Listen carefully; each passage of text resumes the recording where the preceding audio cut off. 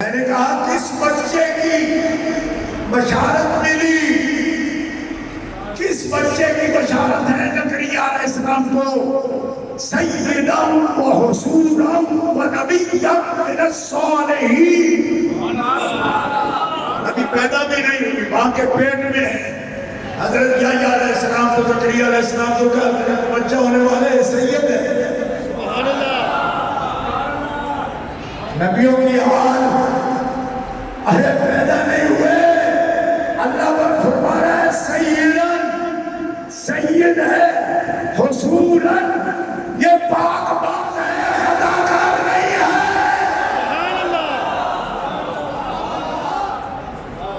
بس کر حصولاً پاک بات ہے، پاک دینت ہے، پاک بات ہے، حضور ہے، عزت باب ہے، وَنَبِيًّا مِّنَ الصَّالِحِينَ، اور یہ صالحین انبیاء میں سے ہے۔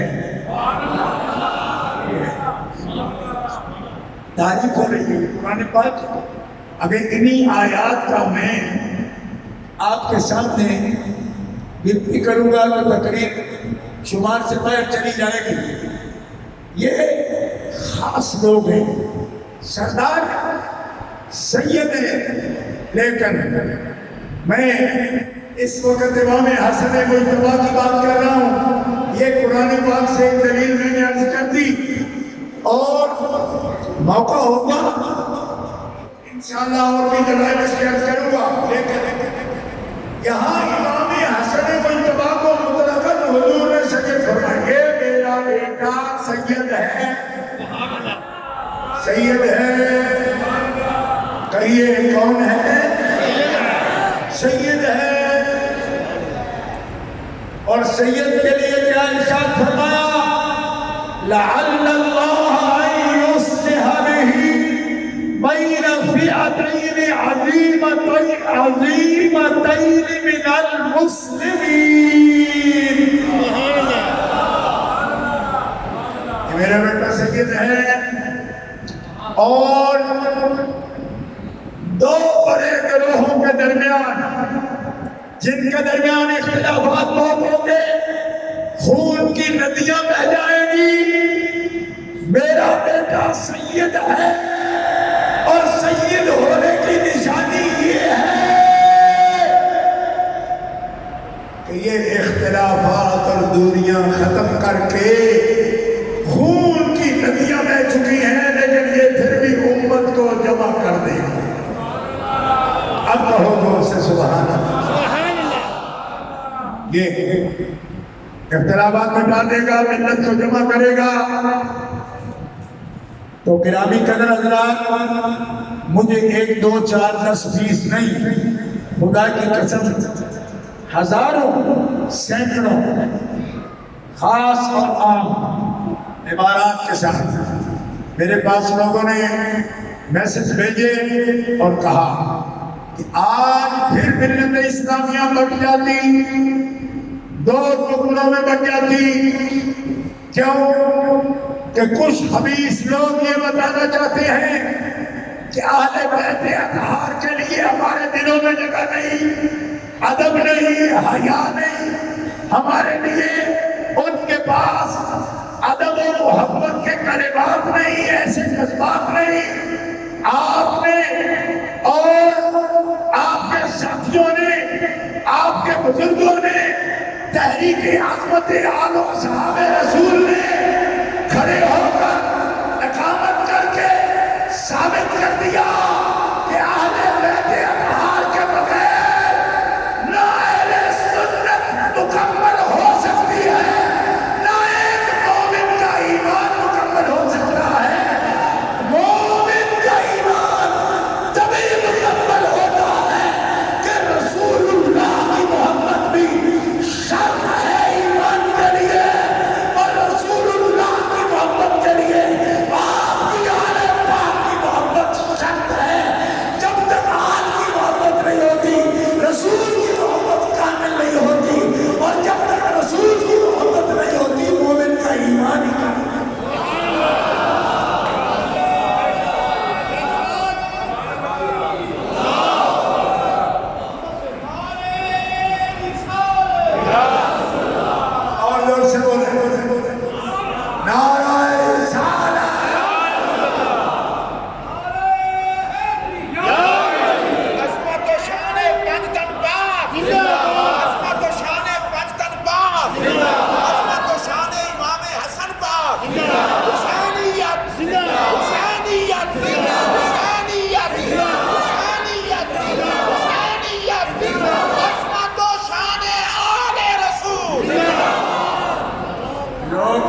بہانوں سے کام لیتے ہیں. ہم سادات ہیں الحمدللہ، کوئی ہیلا نہیں کریں گے، کوئی بہانہ نہیں بنائیں گے، کوئی اپنے پیٹ سے دلیل نہیں لائیں گے، کوئی اپنے صرف جذبات کے تحت بات نہیں کریں گے، بلکہ حقائق کے ساتھ، دلائل کے ساتھ، عقائد کے ساتھ، علم کلام کے ساتھ، قرآن و سنت کی روشنی میں بات کریں گے. میں پوچھتا ہوں کہ تم لوگ آج سن 61 ہجری نہیں ہے، تم کہتے ہو کہ ہم روافض کے خلاف ہیں. بھائی روافض کے خلاف ہیں، یزید کے حامی کیوں ہیں؟ میرا یہ سوال ہے. امام حسن مجتبی نے امت کو ایک کیا امت کو، ٹھیک ہے. مولا علی شیر خدا کرم اللہ تعالی وجہ الکریم کی ذات مصدق ہے نظام خلافت کی، اعتبار ہے خلافت کا علی کی ذات. اور سنو، مقام صحابیت کا اعتبار ہے حسن مجتبی کی ذات. کسی کو سمجھ نہ آئے تو غور کریں میں کیا کہہ رہا ہوں. امام حسن مجتبی کی تصدیق میدان تحقیق میں، میدان مناظرہ میں سب سے بڑی دلیل جو صحابہ کے حق میں، متاخرین کے حق میں بھی دی جاتی ہے، وہ امام حسن مجتبی کی ذات ہے. تو بتاؤ، اور جن کے ساتھ کا حوالہ دے تو مخالف چپ کر جائے کیوں؟ کہا دلیل تاریخ سے، تحقیق سے، کسی مقالہ سے اور تھیسس سے یا تاریخ کے حوالوں سے بات کیوں کرے؟ کیا کرے؟ جب حسن کھڑے ہو تو ہم بول نہیں سکتے، تو پھر کیوں نہیں اعتراف کرتے؟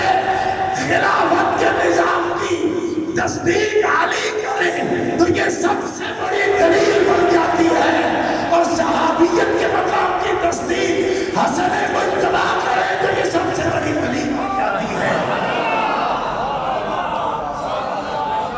واہ واہ، سبحان اللہ سبحان اللہ سبحان اللہ. آج بھی لوگ کہتے ہیں یہ نام کیوں لیتے ہو؟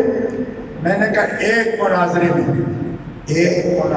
صرف ایک ڈیبیٹ میں ان دونوں ہستیوں کا نام لیے بغیر اگر تم خلافت کے حوالے دے سکو، اگر تم صحابیت کے معیار کے حوالے دے سکو تو سامنے لاؤ اپنی تحقیق. واہ، میں تو 22 مرتبہ میدان مناظرہ میں اتر چکا ہوں. خدا کی قسم، لوگ کہتے ہیں علی مشکل کشا ہے کہ نہیں؟ اور سنیو، سنی مناظر کا مشکل کشا ہے علی. جہاں جا کے ہمارا علم کلام بولنا بند کر دیتا ہے، وہاں ایک ہی حوالہ کام آتا ہے، مولانا مرتضیٰ شیر سب لوگ مقام علی کو تکبیر، رسالت،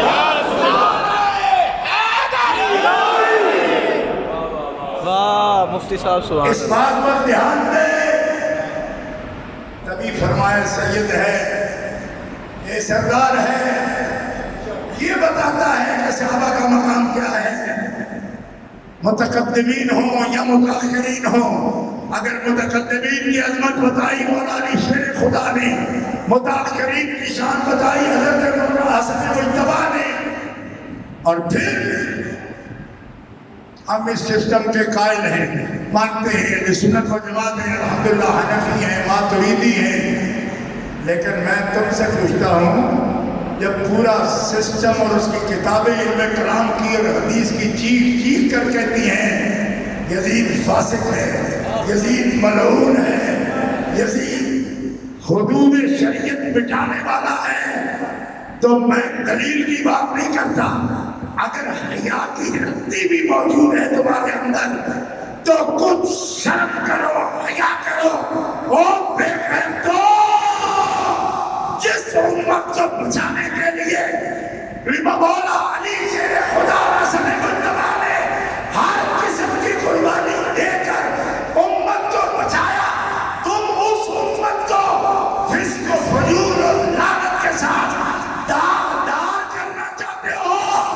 اولاد حسین علی مقام آج بھی میدان کربلا کی یادیں لے کر میدان میں موجود ہے۔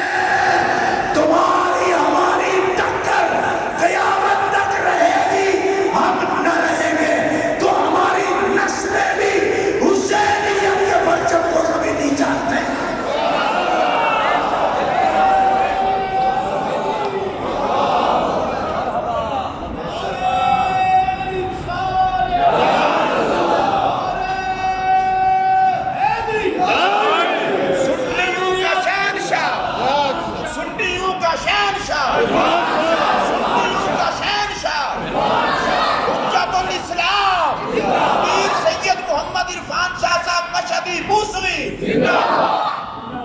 آپ لوگ بے رحمانہ تحقیق سنتے رہتے ہوئے ان لوگوں کی کہ جناب مولا علی شیر خدا و امام حسن مجتبی اقتدار، سیاست، ان باتوں کو عمل میں نہیں لاتے تھے، ان باتوں کو پر فیصلہ نہیں فرماتے تھے۔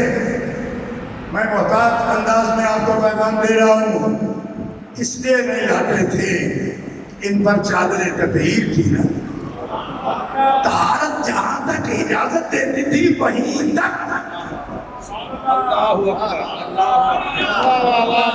جہاں چادر تطہیر داغدار ہوتی ہو، نہ وہ سیاست ایسی کرتے تھے، نہ معاشرت ایسی کرتے تھے، نہ کوئی معاہدہ ایسا کرتے تھے، نہ کوئی عمل ایسا کرتے تھے۔ کیوں کہ سیاست کو وہ حیثیت نہیں دیتے تھے جو رسول کی چادر تطہیر۔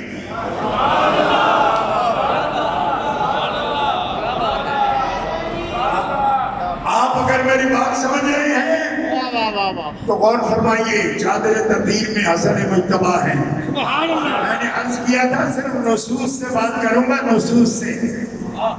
ہاں، کوئی بھی تاریخ کا حوالہ نہیں دینا چاہتا میں۔ کیوں؟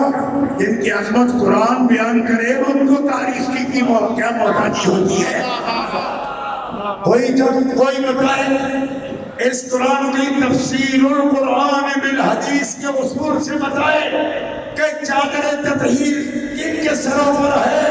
حضرت مولا کائنات پر، حضرت سیدہ خاتون جنت پاک پر، حضرت امام حسن مجتبی پاک پر، حضرت امام علی مقام حسین پاک پر چادر تطہیر ہے۔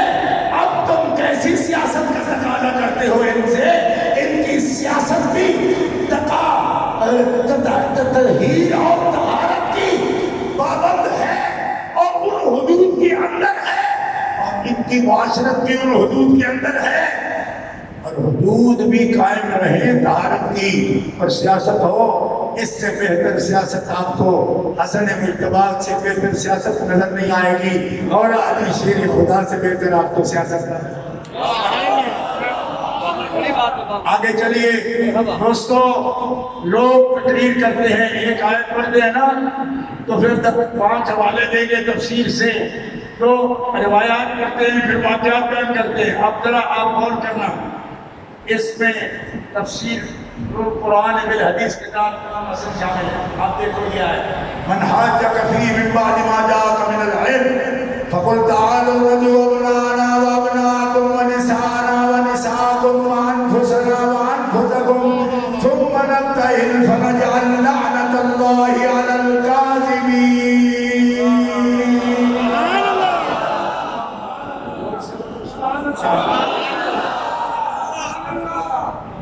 تفسیر القرآن بالحدیث۔ مجھے بتاؤ کون ہے ابنانا و ابناکم میں؟ کون ہے حضور کے ساتھ مباہلہ میں؟ کون ہے؟ امام حسن و حسین۔ اور سبحان اللہ، ان کی لوگوں کو شان نظر نہیں آتی؟ کیوں کہ جن کے لیے اپنے قصے کہانیاں اپنے پاس سے بیان کرتے ہو ان کے دن مناتے ہو، اور بدبختوں دن ان کے ہیں جن کے ہر صرف قرآن کی آیتیں بولتے۔ بتاؤ اپنا کون ہے یہ کہ تم بھی لاؤ اپنے بیٹے؟ محمد الشملہ بھی لائے تھے، لاتے ہیں اپنے بیٹے، ہم لاتے اپنے بیٹے، تو کون سے بیٹے ہیں جو لائے آپ؟ ایک حوالہ دے دو کوئی اور تھے، میں آپ کے سامنے 100 حوالہ دے سکتا ہوں حدیث کا۔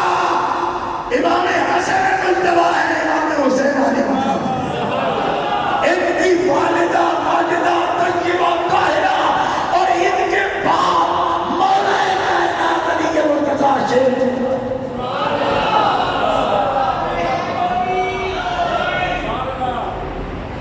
اور اب سنیے، قل لا اسألكم عليه اجرا الا المودة في القربى ومن يقترف حسنة نزد له فيها حسنا۔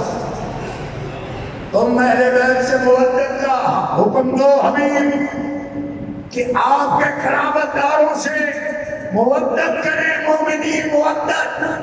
اور ائمہ اہل سنت کہتے ہیں تمسک ہے ان کا اس آیت سے کہ اس آیت کریمہ سے اللہ تعالیٰ جل شانہ نے امت پر آل بیت کی مودت و محبت کو فرض کرا۔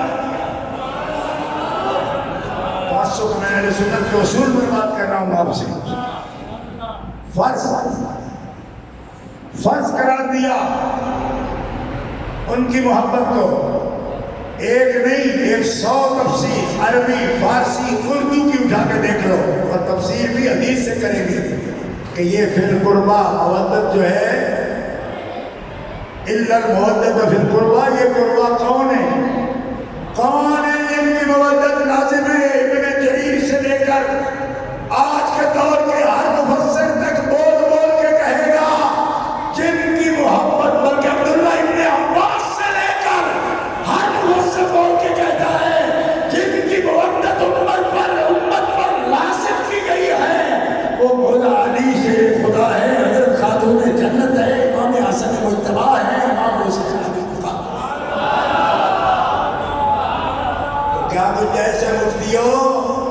فتوے جھڑتے ہو ہم پر، بدھ ہم کو کہیں کافر، اللہ کی مرضی ہے۔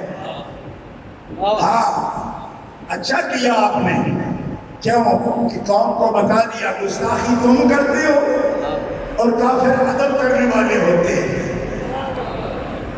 یعنی اندازہ کرو کہ کافر ہوتے ہیں جو ادب کر رہے ہیں، اور جو گستاخ ہیں یہ وہی لوگ ہیں، انہی کی اولاد ہیں جنہوں نے مولا علی شیر خدا پر مہربانیوں نے کفر کا فتویٰ دیا تھا۔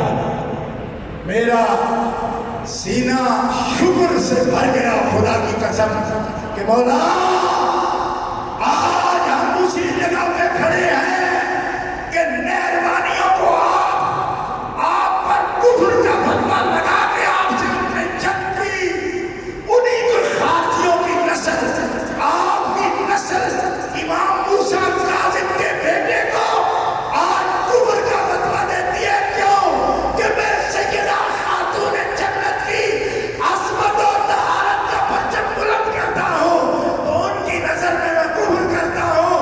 اور یزیدی لعنتیوں، مہربانیاں سن لو، اگر یہ کفر ہوگا دین میں ان کی عزت کی بات کرنا، قرآن کیسے پڑھو گے؟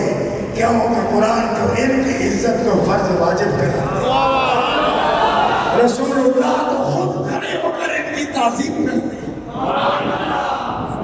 ائمہ اہل سنت تو ان کی عزت کا حکم فرماتے ہیں۔ تم کس باڑے کے اندر مفتی بنے بیٹھی ہو؟ جنگلوں کے باڑے کے مفتی ہو تم؟ کہاں سے قانون تم نے نکالے ہیں؟ ائمہ اہل سنت کہتے ہیں کہ جس نے حضرت خاتون جنت کی بے ادبی کی وہ کافر ہے۔ امام قسطلانی اٹھا کے دیکھو، امام سلیمی اٹھا کے دیکھو، شیخ عبدالحق محدث دہلوی کا فتویٰ اٹھا کے دیکھو، تو کہاں پڑی ہو؟ اگر آج کوئی تم سے پوچھے کہ جو رسول اللہ صلی اللہ علیہ وسلم کے صحابہ کو غضبناک ہو، اس کا کیا حکم ہے؟ آدھے کہتے ہیں فسق ہے، آدھے اس کو بھی فسق کہتے ہیں۔ میں ہمیشہ سے کہتا تھا کہ ان کو صحابی سمجھنے جاننے کے بعد جو گالی بکے گا فسق نہیں کرے گا، کفر کرے گا۔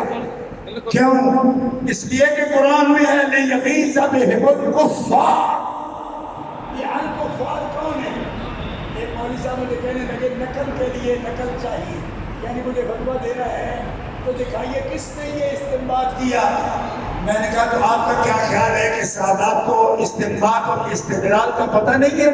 میں نے کہا الشفاء بتعریف حقوق المصطفیٰ اٹھا کے دیکھو، انہوں نے یہ لکھا جو غضبناک ہوتا ہے رسول اللہ کے صحبت یافتہ پر اس وجہ سے کہ وہ صحابی ہے تو وہ رسول اللہ پر غضبناک ہوتا ہے اور اس کی تکفیر ہوگی، تو میں کہتا ہوں اور تمہیں اگر بندن پاک کے عدد کی توفیق نہیں بدبختہ، تو مجھے یہ تو بتا کہ سیدہ زہرا پاک سے بڑی صحابیہ کون ہے؟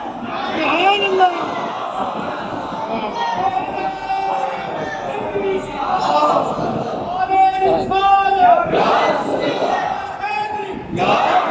اگر اتنی آیتوں سے پڑھ کر بھی تمہیں اہل بیت کی عظمت نظر نہیں آتی، پھر کیوں رٹنے لگاتا ہے کہ صحابہ کی بات کریں؟ تو مجھے بتا 5 سال کی عمر شریف ہے سیدہ بات کی، اپنے والد گرامی اللہ کے حبیب رحمت للعالمین کے کاندھے مبارک سے کدھر کو اوجڑی جب ڈالی کفار نے، تو کس نے جا کے اتارا؟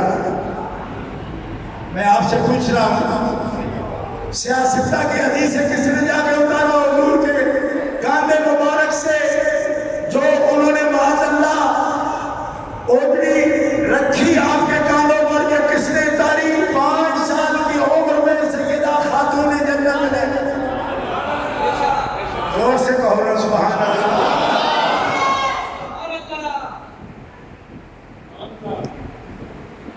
5 سال کی عمر مبارک میں، اور پھر 3 سال تک شعب ابی طالب میں رسول اللہ کے ساتھ محصور رہی، اور پھر کہتی کیا ہے اپنی بہنوں سے؟ نبی کریم علیہ السلام کو، ہمارے ابا جان کو ہمارے رویے سے غمگین نہیں ہونا چاہیے۔ پانی کی یہاں ضرورت ہے، قلت بھی ہے، کھانے کی قلت ہے، لیکن صبر سے کام کرو، کام لو۔ جب اللہ کے حبیب آئے تو اپنا چہرہ پریشان نہیں دکھانا، ہماری وجہ سے پریشان ہو جائیں گی۔ محدثین فرماتے ہیں یہ 6 7 سال 8 سال کی عمر مبارک کے اندر یہ شعور ہے حضرت خاتون جنت کا، کچھ سمجھ آتی ہے کہ اس عمر میں اتنی سمجھ اور اتنا شعور کیا ہے؟ فرمایا یہ ہے آل اسماعیل۔ جب اسی عمر میں حضرت اسماعیل اپنے باپ سے کہتے ہیں فانظر ماذا تری، مجھے ذبح کر ڈالیے ابا، کیونکہ آپ کا رب نے حکم دیا تو میں صبر کر کے دکھاؤں گا۔ یہ فاطمہ تو سارا 3 سال تک ابا جان کو پریشان جب نہیں کرتی اور بہنوں کو بھی کہتی ہے تو بتا رہی ہے ہم ہیں آل ابراہیم، ہم ہیں آل اسماعیل۔ آل اسماعیل وہ شعور بھی رکھتے ہیں اور وہ صبر کرنا بھی جانتے ہیں۔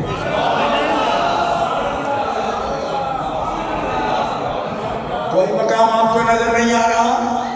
بھائی تم اہل بیت کے بارے میں تمہارا ہاتھ تنگ ہے، تم حدیثوں کو بھی منکر ہو، قرآن کے آیتوں کے منکر ہو، صحابہ کے بارے میں کھلا نہیں، کیوں؟ اس نسبت میں بھی تم ان کو شمار نہیں کرنا چاہتے، اب بھی تمہارے کفر میں شک کیا جائے۔ یعنی دلیل ہوتی ہے کسی طریقے سے ہوتی ہے، استدلال ہوتا ہے، اب کی کوئی بات نہیں تمہارے پلے کرائی جائے۔ اہل بیت کے حقوق کی بھی رعایت نہ کرو، اور پھر غصہ کرتے ہیں جی ہمیں کہہ دیتے ہیں، ہم نہیں کہتے، قرآن کہتا ہے، حدیث کہتے ہیں، حدیث پیش کی اس پر بھی چیز سیکھ پاؤ۔ میں نے کہا بغیر تو تم دیکھو کہ تم کس ہستی کو کیا کہہ رہے ہو، تمہیں اپنی پڑی ہوئی ہے، تم کیا کہہ رہے ہو، کس ہستی کے بارے میں کہہ رہے ہو؟ ہماری عزت ہے ان کی عزت پر قربان، کیونکہ وہی تو ہستی ہے کہ جن کے گھرانے نے پوری امت کو بتایا کہ ماں کا مقام کیا ہے، بہن کا مقام کیا ہے، بیٹی کا مقام کیا ہے، عورت کا مقام کیا ہے، بزرگ کا مقام کیا ہے، چھوٹوں پر شفقت کیا ہے، سارا دین انہوں دیا۔ آج انہیں کی ذات پر تنازع شروع ہو گیا کہ ادب کرنا ہے یا نہیں کرنا ہے، تو حد فاصل بتا رہا ہوں آپ کو، اور قول فیصل بتا رہا ہوں کہ جن کو ان کا ادب کرنا نہیں آتا، ہم ان کے ایمان پر ہمیں یقین نہیں آتا، ان زبان